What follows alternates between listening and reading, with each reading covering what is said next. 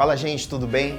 Você está aqui no nosso canal. O desejo do nosso coração, do meu coração, é que realmente estas mensagens abençoem a sua vida, né? Falem com você. Se você tem sido abençoado através do nosso canal, eu vou pedir para você, se inscreve no nosso canal, ativa aí o sininho, porque quando você faz isso, o YouTube, ele vê que o nosso material é relevante, ele consegue passar para o maior número de pessoas.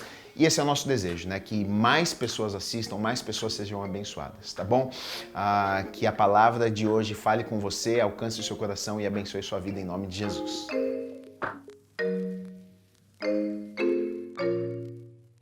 Vamos estudar a palavra de Deus. Quero falar com vocês nessa manhã. Tem tudo a ver com essa música que nós cantamos, sobre gigantes. Nós vamos ler aí sobre, talvez a passagem mais conhecida, talvez mais impactante na vida de Davi, do rei Davi. E está lá em 1 Samuel 17, versículo 1. Vamos ler juntos. 1 Samuel 17, do 1 ao 8. Você que está com a tua Bíblia aí, eu quiser ler no telão também, vamos ler juntos.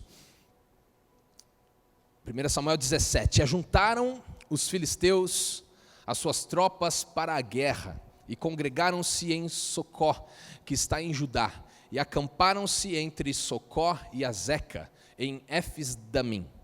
Porém Saul e os homens de Israel se ajuntaram e acamparam no vale de Elá, e ali ordenaram a batalha contra os filisteus. Estavam estes num monte do lado da Além, e os israelitas no outro monte do lado da Quém, e entre eles o vale. Então saiu do arraial dos filisteus um homem guerreiro, cujo nome era Golias, de Gate, da altura de 6 côvados e 1 palmo. Trazia na cabeça um capacete de bronze e vestia uma couraça de escamas, cujo peso era de 5.000 siclos de bronze. Trazia caneleiras de bronze nas pernas e um dardo de bronze entre os ombros. Versículo 7. A haste da sua lança era como o eixo do tecelão, e a ponta da sua lança de 600 siclos de ferro, e diante dele ia o escudeiro. Amém? Pai querido, nessa manhã nós abrimos os nossos corações, pedimos mais uma vez que o Senhor fale conosco, que o Senhor se sinta à vontade, desafie o nosso coração. Pai, use a minha vida, Pai, para que o Teu nome seja glorificado, desperta em nós aquilo que o Teu Espírito Santo quer despertar nesta manhã, em nome de Jesus. Amém. Amém. Nós estamos vendo aqui então sobre a vida de Davi. Na verdade, o texto ainda não fala de Davi, mas fala de uma afronta, de uma guerra contra o povo de Israel. Os filisteus se levantaram ali para intimidar e para abater o povo de Deus, o povo de Israel. Na verdade, Israel nesse tempo vivia um tempo de muita guerra, vivia um tempo de muitos conflitos, muitas batalhas. A nação ela passava por esse momento, e inclusive um momento de dúvidas, um momento de incertezas, de instabilidade, um momento um pouco complicado, debaixo de uma liderança ruim, podemos dizer assim, do rei Saul. Porque Saul começou muito bem, Saul foi escolhido, foi chamado por Deus para ser o primeiro rei de Israel, mas alguma coisa aconteceu ali no meio do caminho, ele deixou de priorizar ao Senhor, ele deixou de obedecer ao Senhor por completo, e ele permitiu que a sua liderança fosse enfraquecida, sem a autoridade de Deus, sem o poder de Deus. Então Saul estava ali, mas o povo de Israel naquele momento estava sofrendo, por causa até de uma liderança ruim do rei Saul. Ele começou bem, mas agora ele estava longe de Deus. E é muito complicado, né? Porque quando uma liderança está longe de Deus, quando uma posição de autoridade, a palavra de Deus diz que o povo sofre, diz que aqueles que estão abaixo daquela liderança sofrem também. 1 Samuel 14, para fazer um paralelo aí, 14:52, fala o seguinte: por todos os dias de Saul, do reinado de Saul, houve forte guerra contra os filisteus, pelo que Saul a todos os homens fortes e valentes que via, os agregava a si. Então era um tempo de guerra, era um tempo de afronta, era um tempo de realmente arregaçar as mangas, ir para a guerra e batalhar. Era um tempo sofrido na vida do povo de Deus, né? Era um tempo de guerrear, era um tempo de guerrear, era um tempo de guerrear. Mas o que me chama a atenção é o seguinte, que na verdade esta guerra não precisava acontecer. Esta guerra ali no Vale de Elá não precisava acontecer. Sabe por quê? Porque os filisteus faziam parte de um povo que estava na terra quando Israel conquistou a terra prometida e os muros caíram ali de Jericó. Nós cantamos sobre isso e houve uma conquista, era a promessa de Deus para o seu povo, mas Deus tinha falado para que eles eliminassem, eles exterminassem, eles expulsassem da terra todos os povos que estavam ali. Mas os filisteus, por algum motivo, eles não expulsaram, eles deixaram ali. Eles, de repente, num primeiro momento, devem ter pensado: eles não representam tanta ameaça para nós. Não sei o que aconteceu. O que eu sei é que eles tinham que expulsar os filisteus e eles não fizeram isso. Nós lemos isso em Juízes 2, versículo 1 ao 3, diz assim, em Juízes 2: subiu o anjo do Senhor de Gilgal a Boquim e disse: do Egito vos fiz subir e vos trouxe a terra que sob juramento havia prometido a vossos pais. Eu disse: nunca invalidarei a minha aliança convosco. Versículo 2: vós, porém, não fareis aliança com os moradores desta terra, antes derribareis os seus altares. Contudo, não obedecestes a minha voz. Que é isso que fizestes? Versículo 3: pelo que também eu disse: eu os expulsarei de diante de vós, não os expulsarei diante de vós. Antes vos serão por adversários, e os seus deuses vos serão laços. Os filisteus faziam parte desses povos. Fazia parte desses povos que eles tinham que expulsar da terra, mas eles não fizeram. Na verdade, a posição do povo de Deus ali, de não obedecer por completo a palavra de Deus, e de não eliminar o que tinha que eliminar, trouxe um tempo de guerra sobre a nação que não precisava existir. E eu penso nisso já aqui sobre a minha vida, sobre a sua vida. Na verdade, quando Deus nos manda eliminar algo, a gente tem que eliminar. Quando Deus nos manda derrubar algo, algum altar, a gente tem que derrubar. Quando Deus nos manda cortar laços com alguém, a gente tem que fazer isso, porque senão a gente vai sofrer, porque senão alguma coisa vai acontecer no dia de amanhã. Deus sabe de tudo, Ele é soberano, Ele conhece, Deus vê o futuro mais do que os meus olhos alcançam, do que os teus olhos alcançam. Então, se Deus falar algo para você, termina esse relacionamento, afaste-se dessa pessoa, saia desse ciclo social aqui, muda de lugar, faça tal coisa, tire tal coisa da tua vida, do teu coração, acabe com esse comportamento, tire esse hábito, essa coisa na sua vida.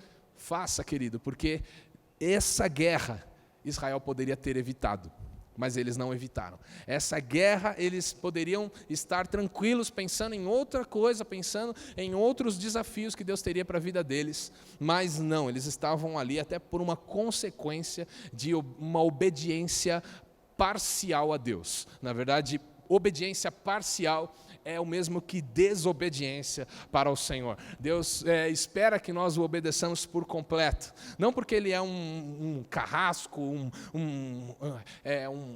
alguém rude que fala: não, você tem que me obedecer e ponto final. Não, porque Deus conhece o futuro, Deus conhece o amanhã, e quando Deus nos dá uma direção, é muito importante que nós sigamos essa direção, porque nós não vamos sofrer, nós não vamos passar por momentos que não precisaríamos passar. Amém?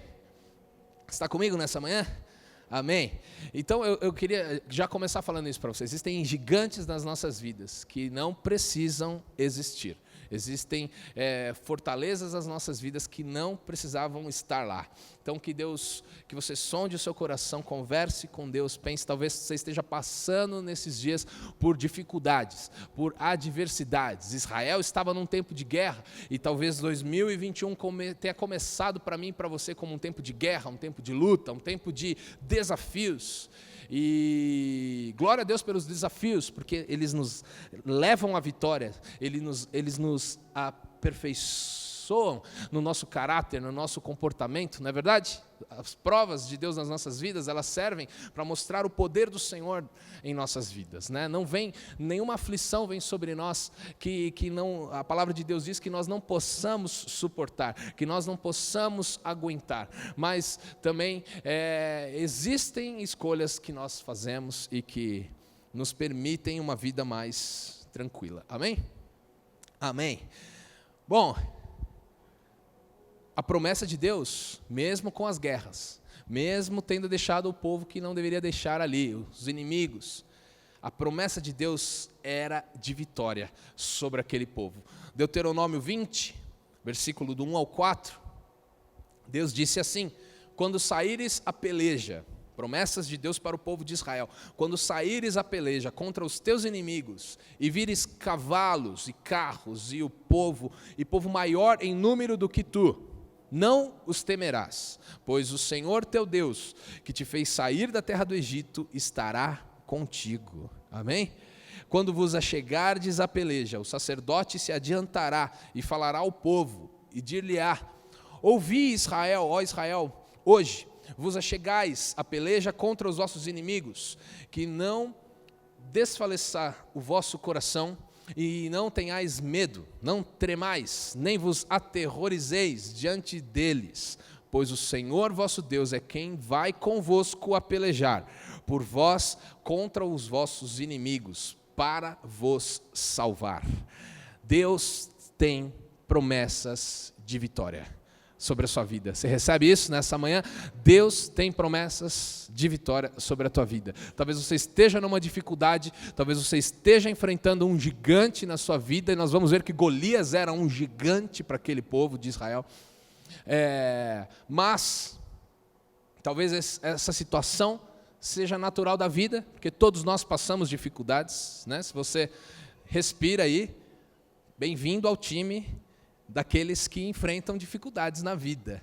A palavra de Deus não nos isenta de lutas. Deus não diz, no mundo não tereis aflições. Não é assim que diz o versículo. Ele fala, no mundo tereis aflição. Mas tem de bom ânimo, porque eu venci o mundo. Amém? Então Deus tem palavra de vitória para as nossas vidas. Não importa se esse problema que você está enfrentando foi culpa sua, não importa se Israel estava enfrentando um problema que eles mesmos poderiam ter evitado lá atrás, ou não importa se é um problema que aconteceu, que fugiu do teu controle. A palavra de Deus, a promessa de Deus sobre as nossas vidas é de vitória, porque Ele venceu, porque Jesus venceu, porque Ele vive. Nós cantamos, eu posso crer no amanhã, não é verdade? Porque Ele venceu, eu vou vencer, você vai vencer, em nome de Jesus. Deus tem uma palavra de vitória, independente da batalha, independente da causa da batalha. Deus tem vitória para as nossas vidas. Era essa palavra que aquele povo tinha naquele momento de guerra. Naquele momento de guerra. Eles tinham errado? Tinham, tudo bem. Tudo bem, não, né? Eles que pagaram o preço sobre aquilo, mas Deus tinha uma promessa. Mesmo quando vocês saírem para guerrear contra os teus inimigos, eu vou à frente, não tema, não se aterrorize, porque eu vou te dar a vitória. Era a promessa do Senhor, promessa para as nossas vidas também, amém? Eu queria falar um pouquinho sobre os personagens deste texto aqui. Aqui nós vemos um rei covarde, vou chamar assim, Saul. Saul, ele tinha perdido o favor de Deus sobre a sua vida. No capítulo anterior ao que nós lemos aqui, 1 Samuel 16, fala que Saul se afastou do Senhor. Inclusive, algumas vezes Saul ficava perturbado por espíritos maus, e ele até chamava Davi para ir lá tocar um instrumento para que ao som daquele louvor o seu coração se acalmasse. E a Bíblia diz que quando Davi tocava, os espíritos maus fugiam de Saul. Saul estava vivendo longe de Deus, ele tinha uma vida espiritual fraca, ele tinha uma vida espiritual comprometida, ele tinha uma atitude de obediência parcial. Ele, como rei ali, ele deveria ter feito o que Deus tinha mandado que ele fizesse, mas ele fez uma parte, a outra parte ele não fez. Ele tinha ali uma dureza de coração, ele poderia ser mais humilde, obedecer a palavra do Senhor. Ele abriu brechas na sua vida. né? E ungido, ele era ungido do Senhor para reinar. Ele era ungido do Senhor para reinar, para aquela posição. Deus o tinha chamado para aquele lugar. Mas alguma coisa tinha se perdido no meio do caminho. Esse era Saul nesse momento aqui, né? E talvez, eu coloquei aqui nas minhas anotações, talvez eu e você, nós nunca vamos poder administrar os nossos gigantes e ser um verdadeiro vencedor com uma vida espiritual fraca. Primeiro ponto aí, sobre a vida de Saul, que a gente possa guardar isso no nosso coração. O medo, a insegurança, o perigo, a derrota vão sempre estar rodeando, estar preocupando, estar inquietando o coração de alguém com uma vida espiritual fraca. Talvez você esteja preocupado, eu não sei como está a sua vida, mas talvez você tenha chegado nesse lugar preocupado com alguma dificuldade, com algum desafio pessoal seu na sua casa, na sua família, no seu trabalho, alguma notícia ruim, não sei, algum diagnóstico desfavorável. Mas saiba de uma coisa, uma vida espiritual fraca vai tornar tudo mais difícil, vai tornar tudo mais confuso, Talvez você esteja passando por isso e talvez você tenha deixado o teu coração se abater e nem se dê conta que talvez tenha sido por causa disso, por causa de uma vida espiritual fraca. Deus nos fortalece. A palavra de Deus nos enche de fé. A palavra de Deus diz: a fé vem por ouvir a palavra de Deus. Se está faltando fé na tua vida, está faltando ouvir a palavra de Deus. Se você fica preocupado, inquieto, desesperado quando alguma coisa difícil, diferente acontece na tua vida, isso é um indício de que talvez o medo, a insegurança tenha sido maior na sua vida do que o Senhor, do que a sua comunhão com o Senhor. E isso é importante. Quando nós somos fortalecidos no Senhor, no seu Espírito, nós vencemos qualquer dificuldade, nós passamos por cima de qualquer adversidade, porque você começa a entender que não é na sua força, você começa a entender que se dependesse de você, você estaria perdido, mas não depende de você, depende do Senhor, do agir de Deus na sua vida, na minha vida, amém? Amém. Segundo personagem que a gente vê por aqui é o gigante. Golias estava ali e ele era uma afronta. Só para traduzir um pouco os números, nós lemos ali, fala côvados, fala ciclos, e a gente não sabe o que é isso, né? Mas traduzindo aqui, Golias ele tinha 2,92 metros de altura. Cara grande, né? A Bíblia fala gigante, talvez, não sei, eu tenho 1,82, ele tinha 1 metro a mais que eu aqui. Então, talvez maior do que todos os jogadores de basquete que você conheça, né? A Bíblia fala sobre os gigantes, né? A Bíblia fala lá desde o tempo de Noé, na Bíblia, em Gênesis 6, versículo 4, fala que a terra era habitada por gigantes, por homens de alta estatura. Em Números 13, 33, quando Josué manda ali os espias para a terra prometida, ele manda lá 12 espias, 10 deles voltam falando um diagnóstico muito ruim. A terra é uma terra forte, sólida, existem gigantes naquele lugar, e nós nos enxergamos perto deles como um gafanhoto, eles falavam. Então a Bíblia fala sobre esse tipo de povo, né, os gigantes. Além de ser grandão, Golias ele tinha um capacete de bronze e as suas caneleiras também de bronze. Ele tinha uma couraça que pesava 60 quilos. A ponta da sua lança ela era de ferro e pesava 7 quilos e 200 gramas. E 200 gramas, né? E ele ainda tinha um homem que ia lá como escudeiro à sua frente. O cara estava bom, pronto para a guerra, né? Um tanto quanto intimidador, né? Talvez, no mínimo, você e eu teríamos um respeito, né? Ao olhar para ele. Mas a Bíblia fala que ele era, além disso, autossuficiente. Ele se sentia o melhor de todos. Ele desprezava o favor de Deus. Ele não trouxe Deus para aquela guerra, assim, ele questionava, ele não queria saber de nada. Talvez ele nunca tivesse enfrentado uma situação onde ele precisasse se rebaixar a alguém, se humilhar a alguém. Talvez durante toda a sua vida, talvez ele sempre tenha ganhado as coisas na força, né? na sua estatura, talvez impondo coisas para outras pessoas. Ele não sabia o que era... não conhecia uma outra posição a não ser essa de autossuficiência.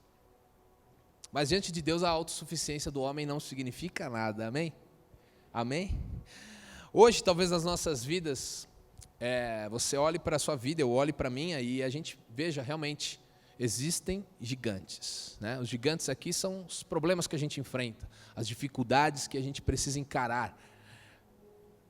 E do mesmo jeito que eram reais os gigantes na Bíblia, realmente os gigantes nas nossas vidas são reais, eles existem, eles estão lá.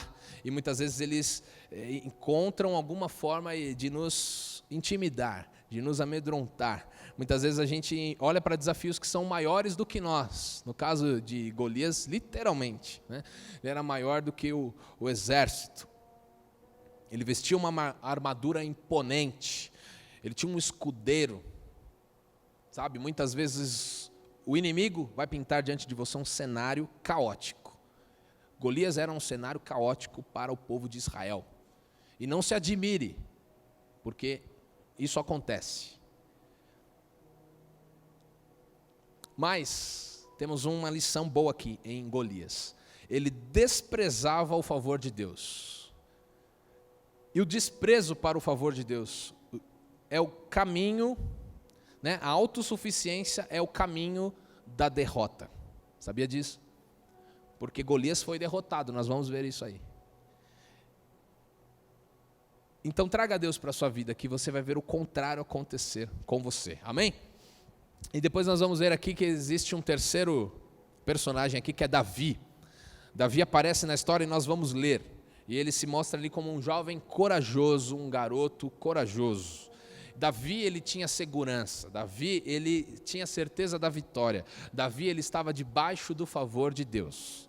Davi, ele era obediente ao seu pai, nós vamos ver isso. Ele apacentava ali as ovelhas do seu pai.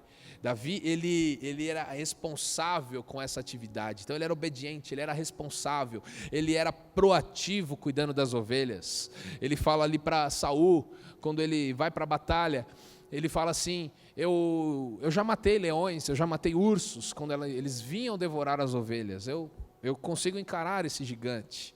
Ele era proativo, ele acordava de madrugada.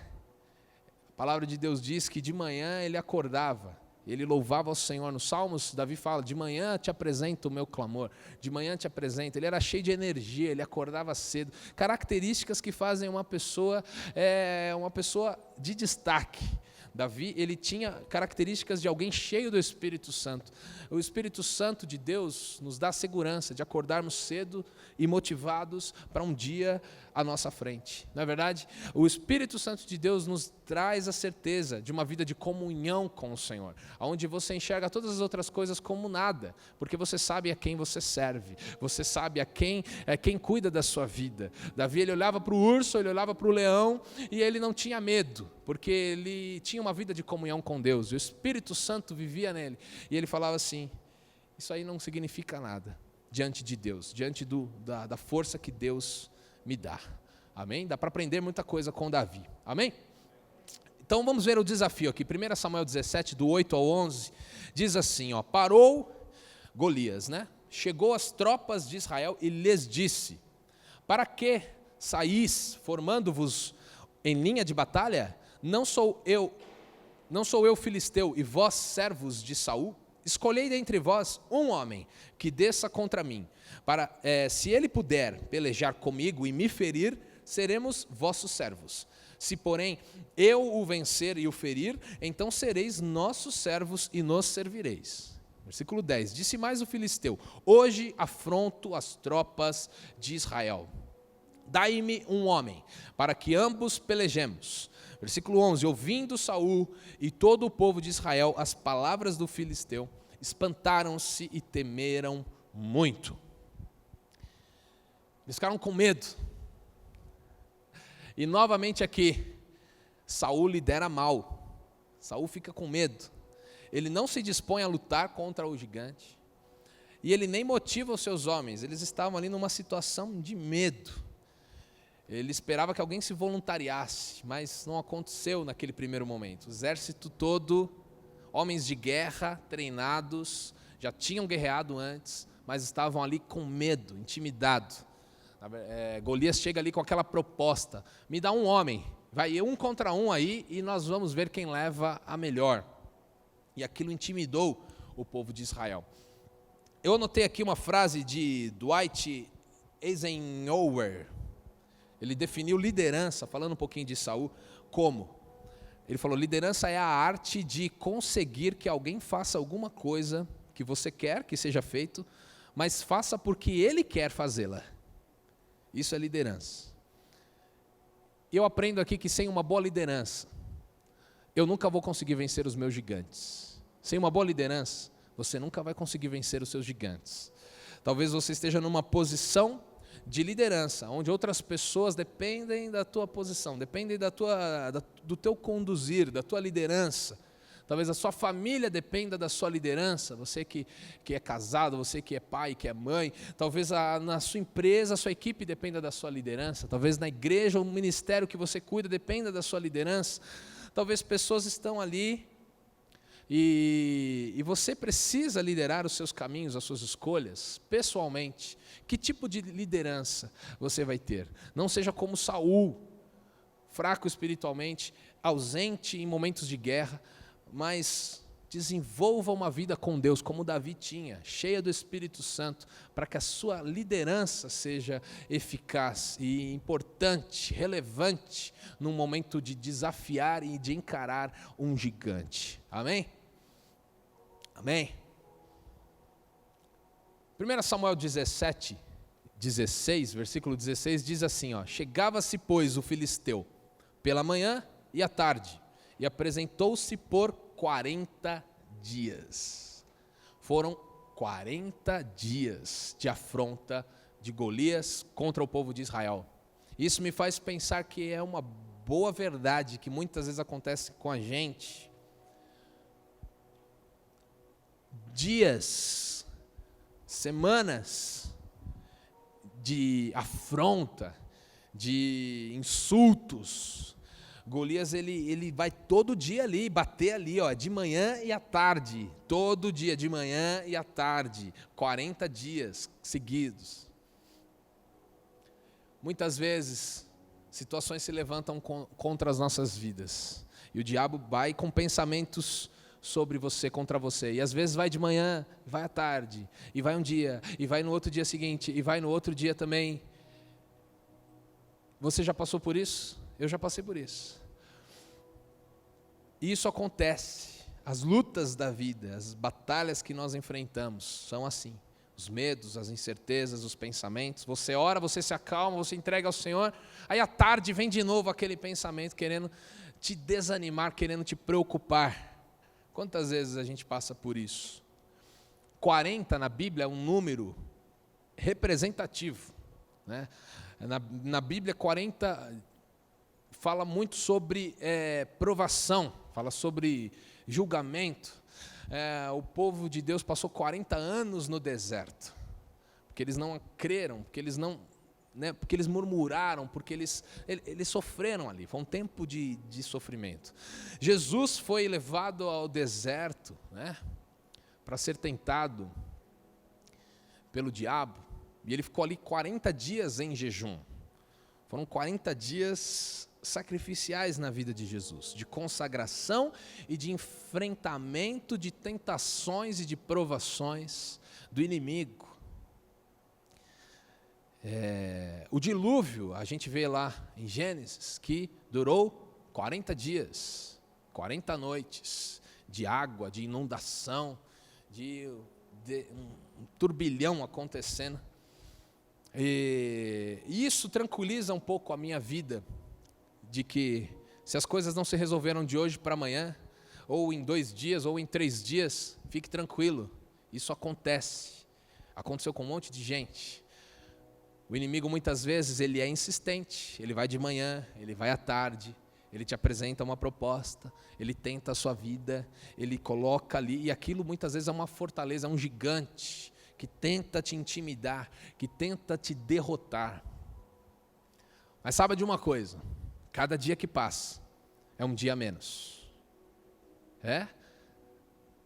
No segundo dia que aquele Golias estava enfrentando o povo, talvez eles não sabiam, eles não tinham a consciência, mas eram 2 dias a menos para chegar à vitória de Deus. Na primeira semana, era uma semana a menos. E eu gosto de falar isso, que a vitória na vida daquele que ama o Senhor, do seu povo, é uma questão de tempo. Receba isso no teu coração. Não é se vai acontecer, é quando vai acontecer. Que vai acontecer a gente tem certeza, o Senhor é por nós. A vitória é tua, a vitória é minha. O problema é que muitas vezes as pessoas desanimam no meio de uma batalha.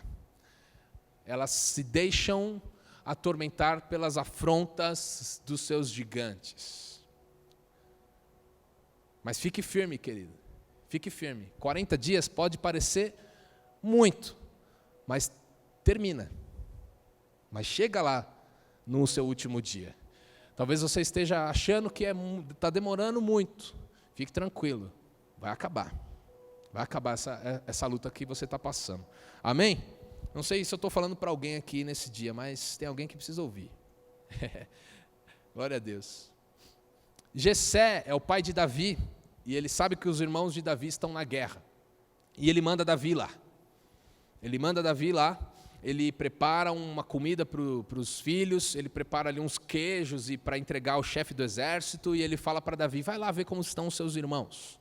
Davi obedece, ele vai lá, ele vê o que acontece, ele vê que está tudo meio apreensivo, assim, todo mundo preocupado, todo mundo numa sensação esquisita, de afronta, de medo.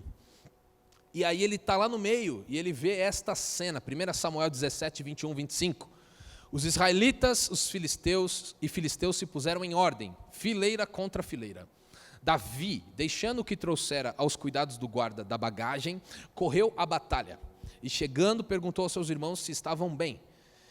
Estando Davi ainda a falar com eles, eis que vinha subindo do exército dos filisteus o duelista, cujo nome era Golias, filisteu de Gate, e falou as mesmas coisas que antes falara. E Davi o ouviu. Davi estava lá agora no meio. Versículo 24, todos os israelitas, vendo aquele homem, fugiram de diante dele, e temiam grandemente, e diziam uns aos outros, viste aquele homem que subiu? Pois subiu para afrontar a Israel. A quem o matar, o rei o acumulará de grandes riquezas, e lhe dará por mulher a filha. A casa de seu pai isentará de impostos em Israel. Bom, Davi estava lá agora e ele ouve a mesma afronta, que o povo já estava ouvindo, por alguns dias. E agora parece que Saul resolve fazer alguma coisa como líder. Ele dá uma recompensa, ele oferece uma recompensa para motivar alguém que quisesse enfrentar aquele homem. Ele isenta de impostos, ele promete dar a sua filha em casamento, promete riquezas, e isso me faz entender uma coisa: grandes desafios gigantes, trazem consigo recompensas gigantes. Sabia disso? A recompensa era boa, era gigante. Isso deve alegrar os nossos corações, porque do outro lado aí desse problema que você está enfrentando, vão ter recompensas grandes. Tão grandes quanto os teus desafios, tão grandes, tão gigantes quanto os teus gigantes que você está enfrentando. Amém? Davi, ele se posiciona. Ele vai debaixo da autoridade que só alguém cheio do Espírito Santo tem. Davi, ele traz para si, ele faz o seguinte, deixa comigo. Ele fala o seguinte, eu vou ser esse homem. Ele vai para Saul, ele fala, eu quero ir para a guerra. né? E isso está lá no versículo 26. Então Davi falou aos homens que estavam consigo, 1 Samuel 17, 26, dizendo: que farão aquele homem que ferir este filisteu e tirar a afronta sobre Israel?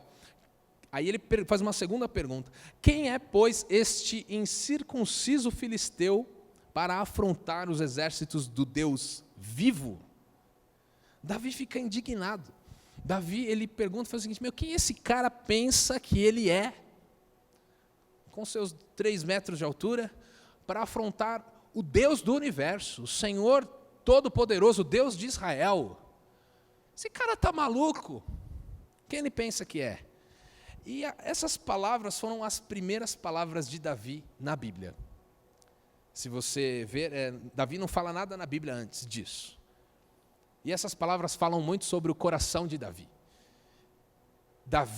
Para Davi, alguém que desafiou a Deus merecia morrer.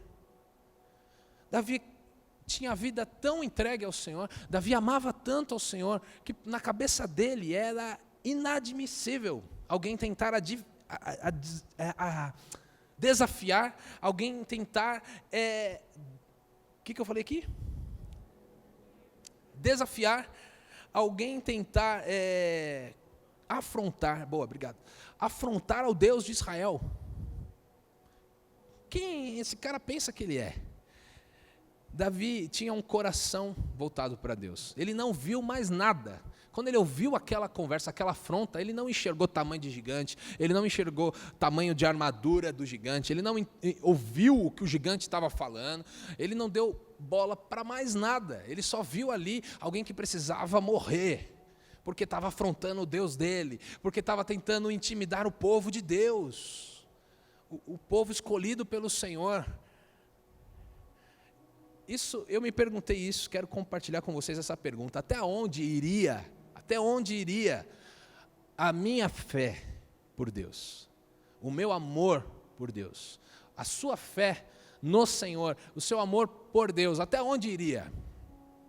Quando alguém se levanta, quando alguma situação se levanta, tentando afligir algo que é de Deus, a igreja do Senhor, a tua família, a tua casa, a tua saúde, né? Tentando afligir o teu coração, que Deus nos dê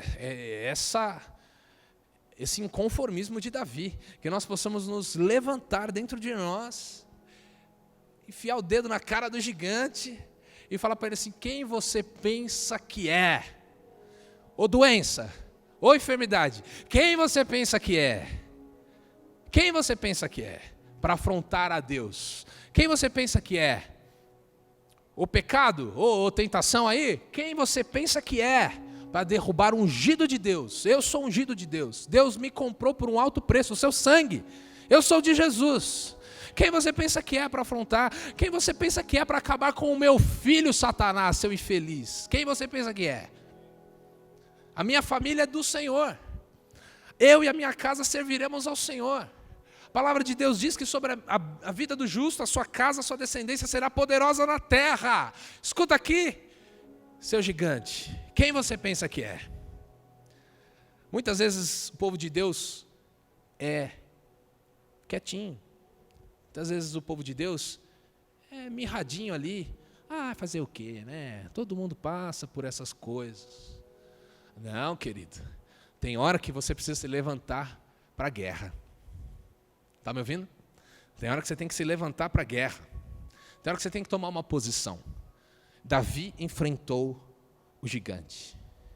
Davi enfrentou.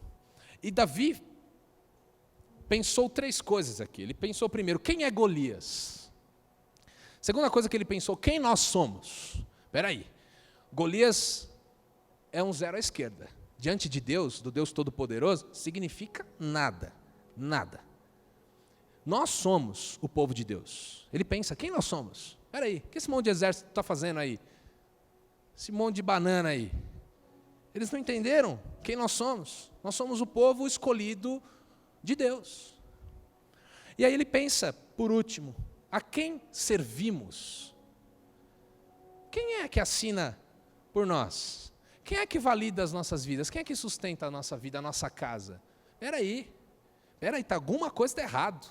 Se é o Senhor Deus Todo-Poderoso que nós servimos, se é a Ele, então não tem conversa com esse cara aí. Não tem conversa com esse pirulão aí, que quer tirar uma com a minha cara.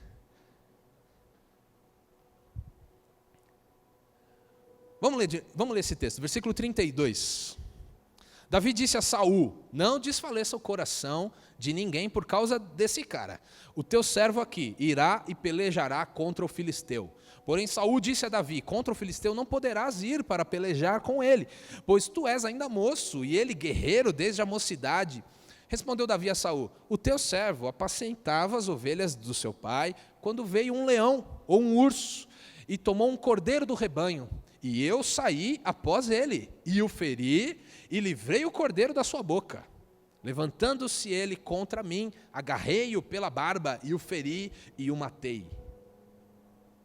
Versículo 36. O teu servo matou tanto o leão como o urso. E este incircunciso filisteu, incircunciso porque não tinha aliança que o povo de Deus tinha, que era a circuncisão. Não era um povo de Deus. Não era marcado pela promessa de Deus. Esse incircunciso aí, ele vai ser como um deles. Porquanto afrontou os exércitos do Deus vivo. Versículo 37. Disse mais Davi ao Senhor. Disse mais Davi: o Senhor me livrou das garras do leão e do urso. E ele me livrará das mãos deste filisteu. Então disse Saul a Davi: então vai e o Senhor seja contigo. Enfim, Davi foi. Davi se dispôs a lutar. Aí a gente vê na palavra de Deus que Saul tenta pôr uma armadura nele, mas não serve, a armadura fica muito pesada, ele não estava acostumado com aquilo. Ele precisa ir do jeito que ele é. Isso nos ensina também. Ele não quis pôr a armadura que era de outro. Ele não quis usar as ferramentas que Deus deu para o outro. Para ele, Deus tinha dado uma funda e umas pedrinhas. Um estilingue ali com as suas pedras. Essa era a ferramenta que Deus tinha dado para Davi. Ele sabia que ele não ia vencer usando a ferramenta do outro. Ele não ia vencer calçando o sapato do outro, tentando usar a armadura do outro. Então ele não aceita a armadura, não dá certo, porque ele vai baseado na sua experiência. Ele vai baseado naquilo que Deus já vinha fazendo na sua vida, né? Quando ele estava lá no campo sozinho, só ele e Deus viram lá ele matar o leão e matar o urso. Isso me faz pensar que Deus nos envia para a batalha do jeito que nós somos. Você não precisa daquilo que o outro tem. Deus já te deu tudo o que você precisa para vencer essa batalha na tua vida. Não adianta você tentar calçar o sapato do outro, não vai dar certo. A gente vai para a batalha e vence como fruto da nossa vida pessoal com Deus, do nosso dia a dia com o Senhor, lá no campo onde ninguém vê, lá no seu quarto, lá na minha casa, lá no seu carro. Lá onde você dobra o seu joelho e ora, lá onde você lê a Bíblia, lá onde você canta louvores ao Senhor. Esse lugar vai te trazer, vai te produzir uma experiência que você vai levar para a vitória, vai levar para a guerra e vai vencer, em nome de Jesus, em nome de Jesus, em nome de Jesus, em nome de Jesus, em nome de Jesus. Para terminar a história, versículo 40, tomou o seu cajado na mão, escolheu para si 5 pedras lisas do ribeiro, e as pôs no alforje de pastor, que trazia, a saber, no surrão. E lançando mão da sua funda, foi-se chegando ao filisteu. O filisteu também se vinha chegando a Davi, com o seu escudeiro, e o seu escudeiro ia diante dele. Versículo 42, olhando o filisteu e vendo a Davi, o desprezou, porquanto era moço, ruivo e de boa aparência.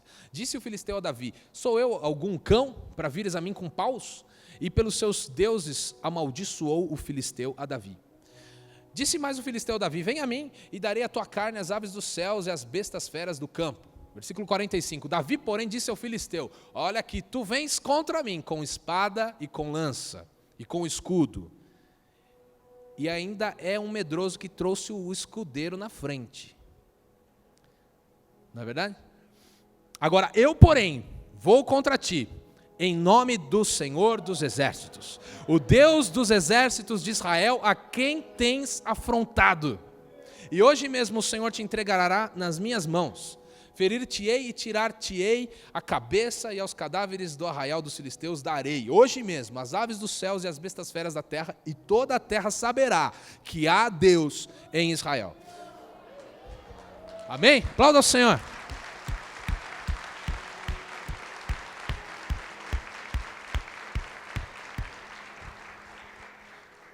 Tem uma hora na vida que você tem que se levantar e saber a autoridade que Deus te deu. A Sara falou isso terça-feira, Deus te deu autoridade. Vai para cima, querido. Vai para cima. Não é você e não é a tua força. É o Senhor na tua vida. É o Senhor na tua vida. Amém? Terminar aqui, versículo 47. Saberá toda esta multidão que o Senhor salva, não com espada e nem com lança, porque do Senhor é a guerra, e Ele vos entregará nas nossas mãos. Sucedeu o quê? Dispondo-se o filisteu a encontrar-se com Davi, este se apressou, e deixando as suas fileiras, correu ao encontro do filisteu. Ele foi para cima. Davi meteu a mão no alforje, tomou dali uma pedra, e com a funda lhe atirou, e feriu o filisteu na testa. Acho que não tinha como errar também, né? Devia ser um textão. Deus vai te dar estratégia, querido. Ele feriu na testa, a pedra encravou-se-lhe na testa, e ele caiu com o rosto em terra. Versículo 50. Assim prevaleceu Davi contra o filisteu, com uma funda e com uma pedra. E o feriu e o matou, porém não havia espada na mão de Davi. Aí ele vai, versículo 51, lançando-se sobre o filisteu, tomou-lhe a própria espada, a desembaiou e o matou, cortando-lhe a cabeça. Vendo dos filisteus que era morto o seu herói, fugiram. O Senhor é com você. Uma pedra é o suficiente com Jesus. Se Deus está com você, uma pedra é o suficiente. Uma pedra é o suficiente. Ele pegou 5 ali, não sei porquê, viu? Pegou 5 ali, uns estudiosos diziam que talvez Golias tivesse 4 irmãos. E aí Davi, para ter, né, para garantir, pegou 5 pedras. Outros não, diziam que talvez era a prática de um bom atirador, ter 5 pedras. Não sei qual era o motivo, mas ele usou uma só. Ele usou uma só e foi o suficiente porque Deus estava com ele. Amém? Amém. E eu queria fazer um paralelo aqui para nós encerrarmos, entre Davi e Jesus. Lá no Vale de Elá, onde aconteceu essa batalha, foi 1 contra 1 ali. Foi meio desonesto porque Golias levou o escudeiro, né? Primeiro ele fala, vai ser eu contra um de vocês, mas ele leva o escudeiro junto, né? Isso me diz que o diabo é mentiroso, é enganador e trapaceiro. Mas deixando esse assunto de lado, foi um homem contra um homem. Golias contra Davi. E lá na cruz do Calvário, foi Jesus contra Satanás. Eu não precisei lutar essa guerra. Você não precisou lutar essa guerra. Jesus lutou por nós. Ele venceu e destruiu os principados, as potestades, os humilhou publicamente e triunfou sobre eles lá na cruz do Calvário. E ele riscou a cédula de dívida que era contra as nossas vidas, e ele cravou lá na cruz essa dívida que era nossa, que era sua e que era minha. Jesus triunfou por nós. Amém? A palavra guerreiro aqui no versículo 4, onde a gente começou lendo, quando fala de Golias e fala um guerreiro, essa palavra lá no original no hebraico é Benaim, e ela significa assim, entre, uma coisa entre outra, um homem entre os dois exércitos. Jesus foi o nosso Benaim, Jesus foi entre nós e Deus. Jesus foi aquele que se indispôs ali contra o Satanás para nos dar a vitória. Ele foi entre nós e o inimigo, e ele triunfou sobre nós. Davi, ele foi enviado por seu pai para a batalha. Deus enviou Jesus para a batalha por nós. Davi, ele foi rejeitado pelos seus irmãos falaram, vai para casa, o que você está fazendo aqui? Jesus foi rejeitado pelos seus irmãos também. Ele foi desonrado na sua terra. Davi não lutou com armas humanas de guerra. Jesus não usou estratégias humanas, nem armas materiais, mas ele venceu. Ele venceu. Ele venceu por nós. Golias representa Satanás aqui, que muitas vezes se levanta contra o povo de Deus. Ele produz ameaças, ele gera afronta, ele tenta nos intimidar, nos causar desespero. Mas Jesus, como Davi, defende o seu povo. Ele encara Satanás e o derrota, porque ele sabe que nada pode se colocar entre Deus e o seu povo. Jesus venceu o diabo, Jesus venceu o pecado. Você pode levantar e aplaudir ao Senhor. Jesus venceu lá na cruz do Calvário. Ele venceu, e porque Ele venceu, nós vencemos. Porque Ele venceu, nós vencemos. Você é invicto, amém? Para a gente terminar, entregue, nós vamos orar aqui. Entregue as tuas batalhas ao Senhor. Saiba quem você é em Deus.